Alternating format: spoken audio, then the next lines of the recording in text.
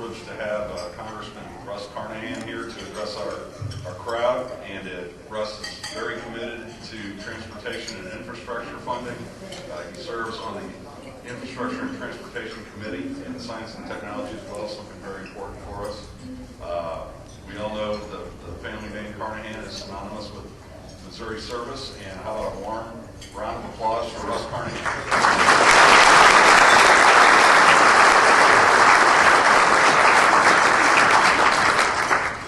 Good afternoon. It is great to finally get here. I'll tell you the short version of how I got here. I got on a plane yesterday afternoon in Washington in the middle of a snowstorm, sat on the tarmac for 2 hours. They canceled the flight. Then I proceeded to get in a snow-covered traffic jam for another hour to get to the place where I stay out there in the Washington area to see the power go out completely. No heat, no lights. Got up at 4 o'clock in the morning to get on a flight from Baltimore to come to St. Louis to drive here. So, it's great to be here. Will and do some good people. I am so glad to be here with people that are pro-transportation today. You know, transportation is really is a transformative investment.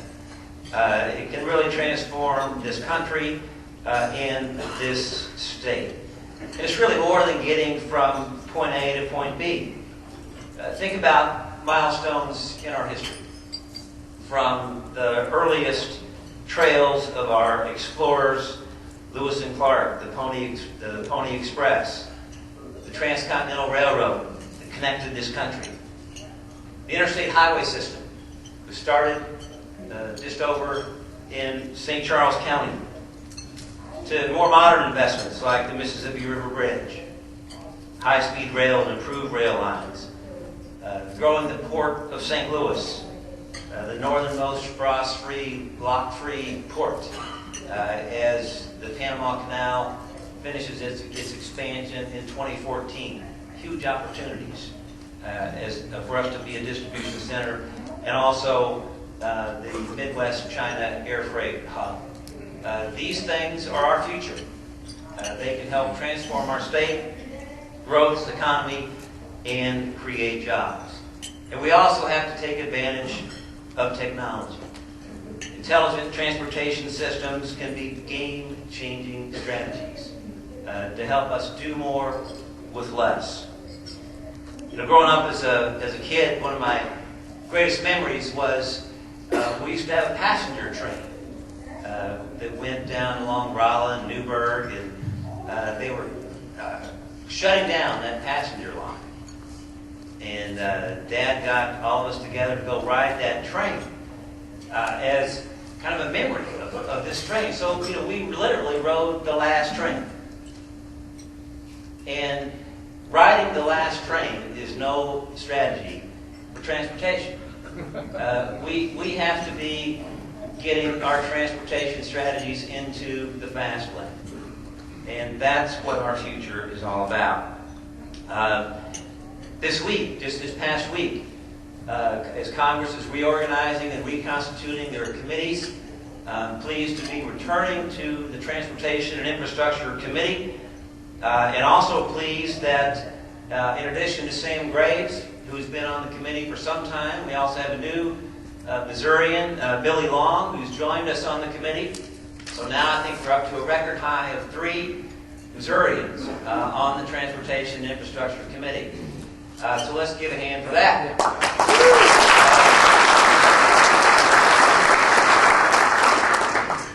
And I'm glad to say too, you know, we've all seen far too much of the partisan headbutting in Washington that is really makes getting our job done harder. I'm glad to say the Transportation Committee has a long history of being one of the most bipartisan committees in the Congress, and commitment of our Chairman Micah and Ranking Member Ray Hall is to continue that tradition to really help move this country forward. And I want to say a word about why I made it my top priority to get on that committee in the first place. As I traveled around the area that I represent, part of St. Louis City and St. Louis County, Jefferson County, St. Genevieve, we talked to a lot of people about what the issues were. But there was a particular group in Jefferson County, the Highway MM Coalition. This is an area of St. Louis region that has grown dramatically, a lot of growth, and their roads and infrastructures didn't keep up. It was more than an economic problem. Some of these roads have begun to be known as Death Valley, Blood Alley, rated on the top 10 most deadly roads in the country. This really was a life and death issue for people in Jefferson County and beyond. So I made that one of my top priorities to get on that committee. I'm pleased to see my friend and longtime transportation advocate Bill McKenna here from Jefferson County, and I appreciate all the work that you have done to move transportation forward, Bill. Thank you. We've got to find solutions, and that citizens group in Jefferson County, you know, they didn't stop having those monthly meetings when we cut the ribbon to open up new sections of that road just a few months ago. They continue to meet. And to me, it's one of the best things about this country, that local citizens involved in an issue they care deeply about. Many of these folks, again, they're pushing for economic development in their region, but they've also lost family members, friends, neighbors. They know what transportation is all about. So we're pleased to see as these efforts continue, we need to have that connection. Be sure that we're connecting with those community leaders, people that can make a difference with their local officials, with their state officials, and their federal officials to work together to get the job done. That is the way it's supposed to work. And I think we've got to really look at transportation in a broad way here. It is the lifeblood of our economy. In the short term, it creates jobs.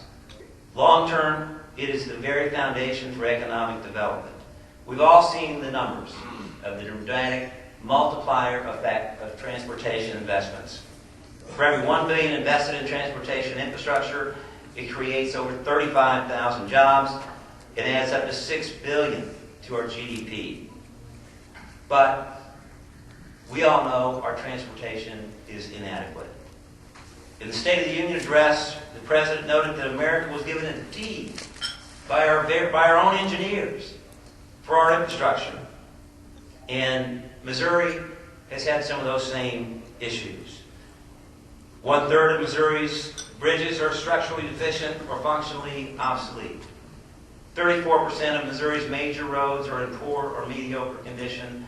Almost half, 44% of Missouri's major urban highways are congested. And it's only going to get worse.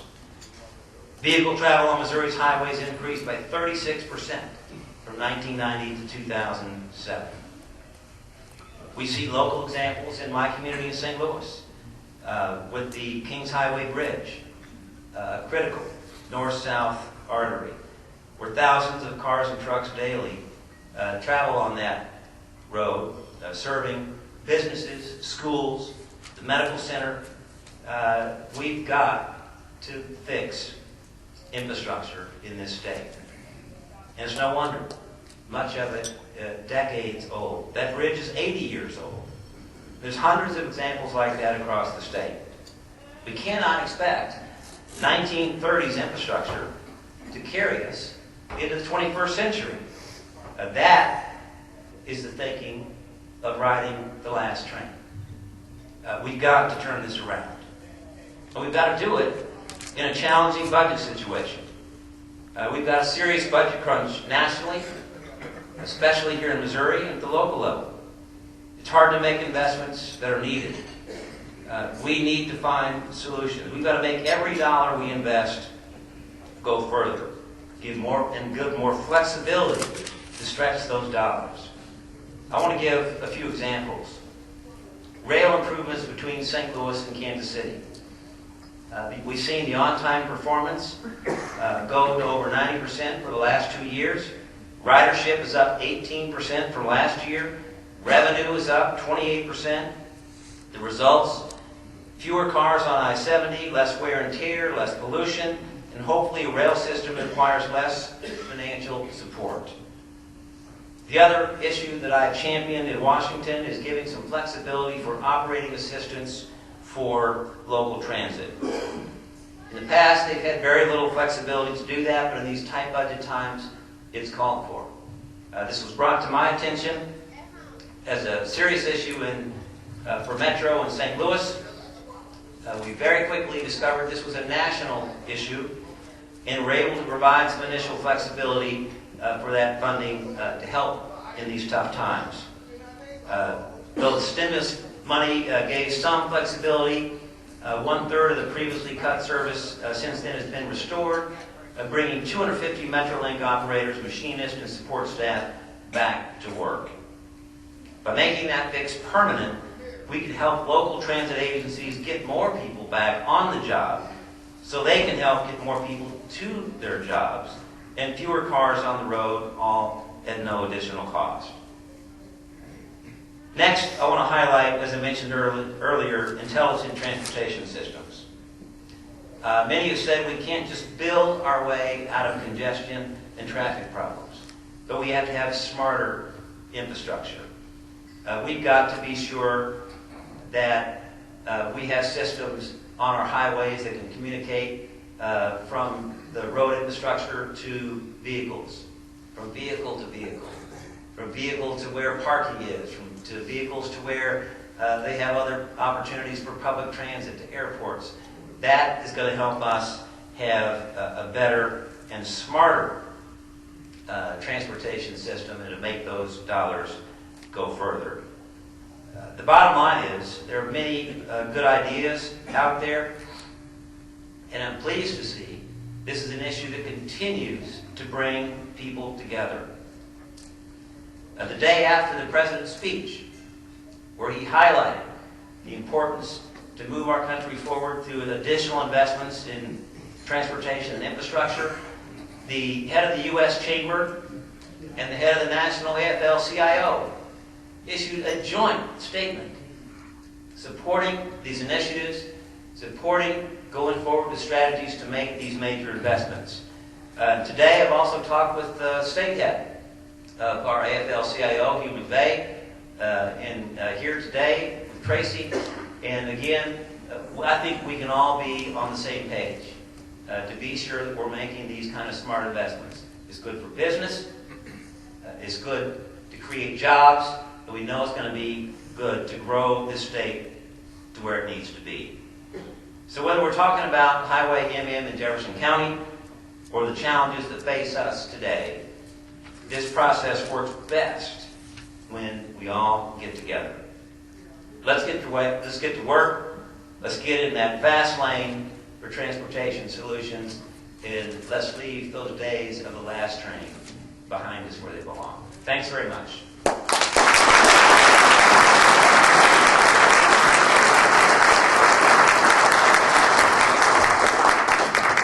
Russ, thanks very much for being here. We appreciate you taking the time and the long journey. If you want, Kevin's volunteered a few snow crews from MoDOT to go straighten things out in DC. Does anyone have a question for the Congressman while we have him here? We've got time for just a couple. Anybody? Over here. Go ahead. Congressman, can you tell us how much money Washington might be able to send here for, say, high-speed rail between Kansas City, St. Louis, and what we have to look forward to in that direction, particularly in light of the fact that Wisconsin, New Jersey, and some other states have given up their money? Well, first of all, we're happy to take their money. And you know, we all, I think, get the transformative nature of those investments. With the higher speed rail from Chicago to St. Louis, the rail improvements between St. Louis and Kansas City, that is critical for our region and for our state. So absolutely, we would volunteer to accept those dollars. In terms of the overall dollar picture, I can't give you a number. I wish I could. But I know, I believe, I'm very optimistic that we can put together in a bipartisan way a longer-term 5 or 6 year transportation bill. We need to be able to take the long view. Some are talking about trying to front-load some of that money to get money out quicker, to get projects started. I'm optimistic we can do that. There are also plans to try to stretch those dollars further with the creation of an infrastructure bank. And again, I think we've got an opportunity to do some of this in a bipartisan way. So we're going to be working very hard to not only get a long-term bill passed, but also do all we can to leverage getting that money out as quick as we can, because we know what an impact it will make. And it's one of those issues that, even though we know we have a divided Congress, and we're not going to agree on everything. But that's why I'm so pleased to hear the President really make this a higher priority for his administration. We've been critical of him in the past when he's not made it a big enough priority. So I think we've gotten on their radar screen, and I think we've done it because we've approached it in a bipartisan way. And that's the way we should do it. And I think by doing that, we're going to be able to make a bigger difference. Thank you. Anyone else? There's one straight ahead. Yes. I had just a question, sir. Would you share your ideas or tell us if there's anything going on in D.C. about innovative technology and research related to transportation, and do we play some role in it, or we can get some resources?